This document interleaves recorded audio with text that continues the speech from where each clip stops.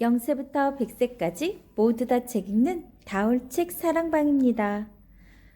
오늘은 6학년 2학기에 실려있는 대상주 홍나 이야기 들려드릴게요. 글 이연, 그림 백대승. 선생님이 들려주는 이야기를 들으며 자신의 경험을 떠올리며 작품을 감상해 보세요.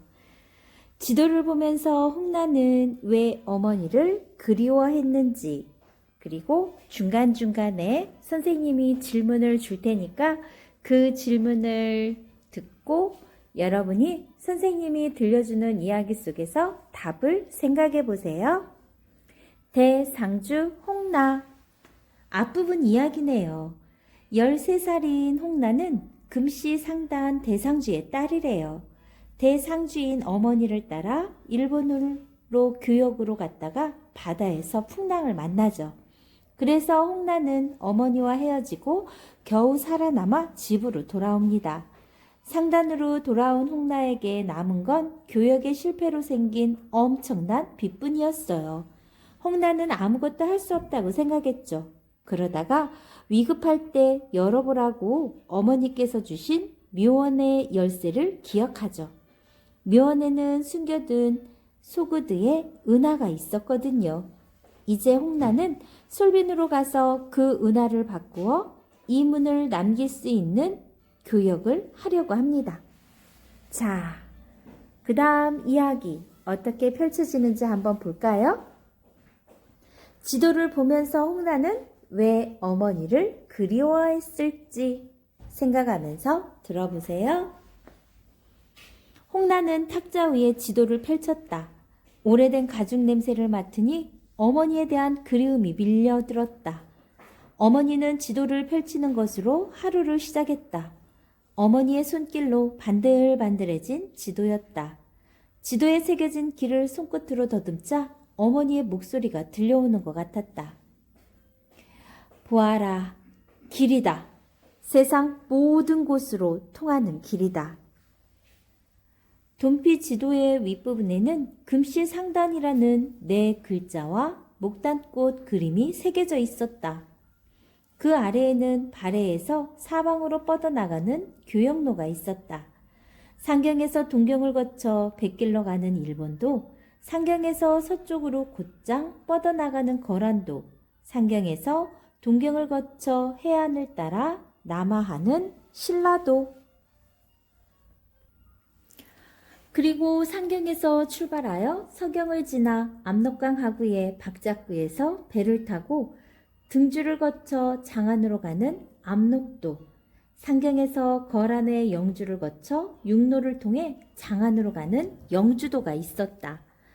상경성에서 북상한 다음 서쪽으로 사마르칸트까지 가는 길은 담비의 길이라고 했다. 서역 상인들이 초피를 사러 오는 길이라서 그렇게 부르는 것이다. 솔빈도 그 담비의 길 위에 있었다. 홍나는 소그드의 은하를 가만히 들여다보았다. 그러다 다시 지도로 눈길을 돌렸다. 솔빈으로 가서 은하를 팔고, 그래, 솔빈의 말을 사자.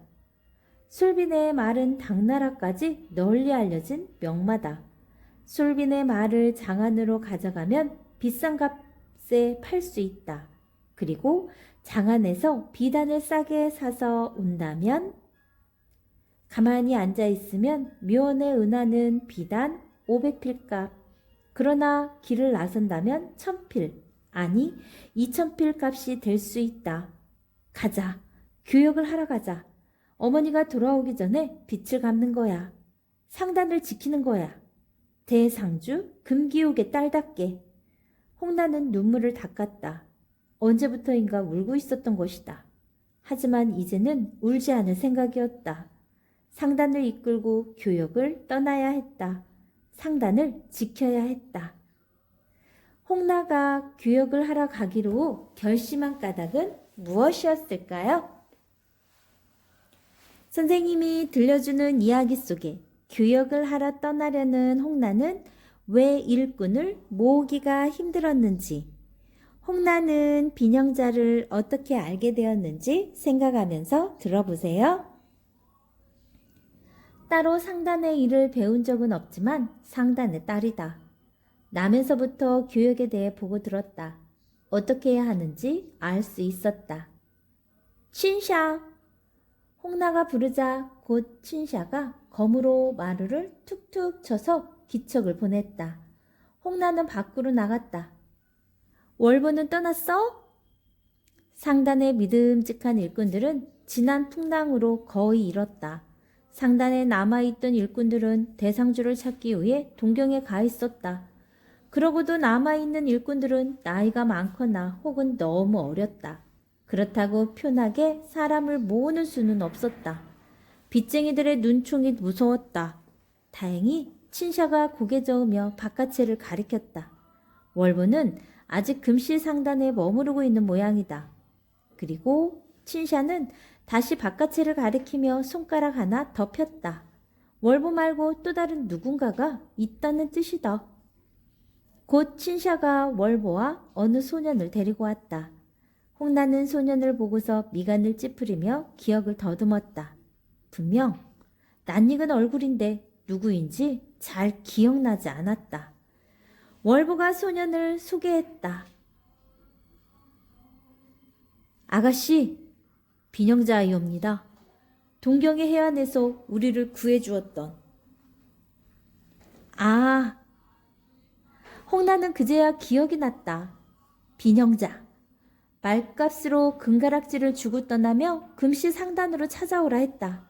목숨 구해준 값도 후하게 치르겠다고 약속했다. 그런데 우리가 떠나고 얼마 되지 않아 비녕자의 아비와 어미가 그만 세상을 버렸다고 합니다. 작은 고깃배를 타고 바다에 나갔다가 풍령에 휩쓸려서 그만. 그래서 금시상단에 의지하고 지낼 수 있을까 해서 왔다고 합니다. 언제든 찾아오라고 큰소리쳤다. 더구나 지금은 한 사람이 아쉬운 상황이었다. 비녕자는 소리 소문 없이 데려가기에 적당한 일꾼이었다. 망설일 이유가 없었다. 장안으로 교역을 나설 거야. 월보, 비녕자 같이 갈 수 있지? 손쉽 쓰는 듯 말했지만 속으로 좀 걱정이 되었다. 월보에게도 아직 품삯을 주지 못했다. 상단이 망해간다는 소문이 파다한데 월보가 따라 나서줄지 걱정이었다. 비녕자의 불만에 찬 표정도 마음에 걸렸다. 하지만 월보는 반색해 주었다. 장안이라고요? 네, 갈게요. 가겠습니다. 비녕자는 여전히 뚱한 얼굴이지만 그래도 고개를 끄덕였다. 반가워서 손이라도 잡아주고 싶었다. 하지만 대상주답게 굴어야 했다. 홍나는 애써 엄한 표정을 지었다. 수선 피우지 마. 요란하게 떠날 입장이 아니야. 그러니 출발할 때까지 입 조심해. 교역에 성공하면 둘 다 크게 한몫 챙겨줄게. 그렇게 교역을 떠날 상단이 꾸려졌다. 대상주의 자격으로 상단을 이끄는 홍나, 무사 친샤, 천문생 월보, 일꾼 비녕자. 초라하게 그지없지만 중요한 임무를 띠고 있었다. 금시 상단을 지키기 위한 마지막 기회인지도 몰랐다. 홍나는 교역을 왜 몰래 준비했을까요? 생각해보면서 들어보세요. 이틀 동안 길 떠날 준비를 했다. 준비할 것도 없었다. 집안 일꾼들 모르게 몇 가지를 챙기는 게 전부였다. 창고 점검을 한다는 핑계로 말린 고기며 곡식가루를 좀 챙겼다. 노숙을 해야 할지도 모르니 음식을 조리할 도구도 필요했다. 집에 있는 걸 가져가려니 일꾼들이 알아챌까 걱정스러웠다. 결국 친샤가 시장에서 몇 가지를 사왔다. 그리고 돈피도 몇 장 챙겼다. 말은 모두 5마리를 준비했다. 홍나와 친샤의 말에 월보와 비녕자가 탈 말도 필요했다. 짐 실을 말도 한 마리 있어야 했다. 홍나는 하인들에게 말을 팔 거라는 핑계를 대고 3마리를 미리 빼돌렸다. 출발하는 날 아침에 조용히 집을 나서려고 미리 준비해 둔 것이다. 월보가 말들을 성문 근처의 객주집에 맡겨두었다. 홍나의 말 하니와 친샤의 말은 팔 거라는 핑계를 댈 수 없으니 그냥 집에 두었다. 홍나는 월보를 은밀히 불렀다. 내일 새벽 성문을 여는 북소리가 울릴 때 만나자. 말을 맡겨둔 객주집에서. 비녕자와 월보는 그 객주집에서 밤을 보내기로 했다. 모든 준비를 마친 뒤 홍나는 방으로 들어왔다. 탁자 앞에 앉아 옥상자를 열었다. 어머니가 남겨준 열쇠, 그리고 아버지의 선물인 소동인이 있었다. 홍나는 소동인과 열쇠 2개를 가죽끈에 끼어 목에 걸었다. 이제 먼 길을 가는 내내 어머니, 아버지가 함께 해줄 것이다. 드디어 떠난다. 홍나의 가슴이 세차게 고동쳤다. 대상주가 되어 교역을 떠난다. 빛을 갖고 상단을 구할 것이다. 걱정거리가 없지 않지만 다 이겨낼 수 있을 것만 같았다. 이겨내야만 했다. 홍나가 어머니를 따라 먼 교역길에 나서본 게 3번이었다. 신라, 일본, 그리고 당나라의 장안이었다. 서라벌에 갔던 건 너무 어려서라 기억에 남아있는 게 없었다.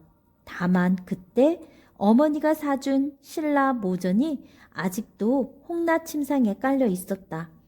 그리고 이번에 일본에 다녀왔고 2년 전에는 장안에 간 적이 있었다. 장안? 당나라 황제의 대명궁이 있는 장안은 인구 100만이 넘는 대도시로 비단처럼 화려한 빛깔로 눈부셨다. 푸른 하늘로 날아오를 듯 맵시 있는 기와 지붕들이 물결치며 이어졌고 밤이면 색색의 등불이 별빛보다 더 아름답게 반짝였다. 홍나가 본 장안의 모습이죠. 온갖 나라의 사람들이 저마다의 멋을 뽐내며 거리를 수놓았다. 동방의 상인들이 장사하는 동부시장도 그랬지만 서역 상인들의 서부시장은 더욱 경이로웠다. 소그드 상인은 물론이고 페르시아나 로마에서 온 상인들도 진귀한 물건을 내놓고 팔았다. 장안은 세계적인 교역 도시였다. 홍나는 장안을 떠나며 언젠가 자신의 상단을 이끌고 다시 오겠다고 다짐했다. 장안까지? 아니, 세상의 끝까지 가보고 싶었다. 그 누구의 발도 닿지 않은 새로운 길로 떠나고 싶었다. 그런 날이 생각보다 빨리 왔다. 생각했던 것과는 달리 너무도 초라한 출발이었다. 그러나 반드시 금시 상단에 걸맞은 모습으로 돌아오리라. 홍나는 목에 건 소동인과 열쇠를 꼭 쥐었다. 쿵쿵쿵쿵 힘차게 뛰는 심장박동이 느껴졌다. 아버지와 어머니가 보내는 응원의 소리인지도 몰랐다. 내용은 여기까지 나와 있고요. 뒷부분은 어떻게 되어 있을까요? 선생님도 궁금하네요. 이 이야기를 들으면서 질문을 만들어 친구들과 묻고 대답하는 보는 것도 있네요. 이야기가 어떻게 시작했는지, 어떤 부분에서 긴장감이 도는지, 제목에서 홍나를 대상주라고 부른 까닭은 무엇인지, 홍나는 비녕자가 함께 간다고 하자 왜 애써 엄한 표정을 지었는지, 여러분이 주인공이 됐다 생각하고 그 주인공의 마음으로 답해보세요. 지금까지 글 이현, 그림 백대승, 대상주 홍나였습니다. 6학년 2학기에 실려있는 책이네요. 좋아요, 구독 꾹 눌러주시면 계속해서 함께 할 수 있어요.